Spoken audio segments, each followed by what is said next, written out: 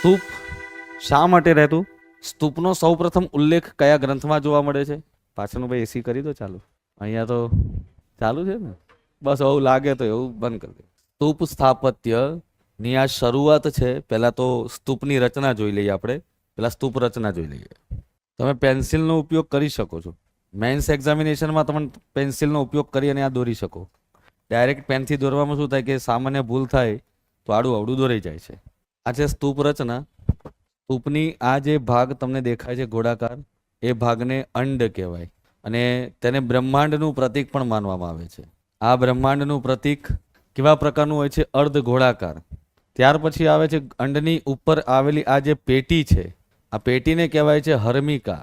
જે આ જે બ્રહ્માંડ છે એની આત્માનું પ્રતીક, જેમાં મુખ્ય દેવની આત્મા બિરાજમાન છે, આત્માનું પ્રતીક. તેની વચ્ચે આવેલો એક દંડ છે જેને યષ્ટિ તરીકે ઓળખવામાં આવે. આ દંડની ઉપર 3 પ્રકારની તમને રકાબી જેવી જે પ્લેટો જે દેખાય છે એને છત્ર કહેવાય. આ કુલ 3 છત્ર હોય છે. કેટલા હોય છે? 3 છત્રો. આ 3 છત્રનો એક પરિભાગ છે કે જેમાં 1 નંબરનું, પહેલા નંબરનું જે છત્ર છે એ શ્રદ્ધાનું પ્રતીક છે, બીજું છે સન્માનનું પ્રતીક અને ત્રીજું છે ઉદારતા. આ 3નું પ્રતીક છે. આવેલ અલગ અલગ 4 પ્રવેશ દ્વાર છે. આવેલ 4 પ્રવેશ દ્વાર ને તોરણ કહેવાય છે. તોરણ કહેવાશે. 2 અલગ અલગ પ્રદક્ષિણા પથ પણ તમને જોવા મળે છે. એક પ્રદક્ષિણા પથ અહીંયા છે તો બીજો પ્રદક્ષિણા પથ અહીંયા છે. 2 પ્રદક્ષિણા પથ છે.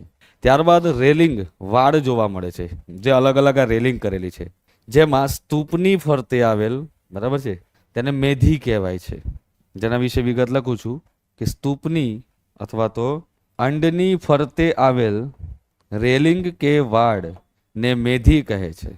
ત્યારબાદ આવે છે વેદિકા.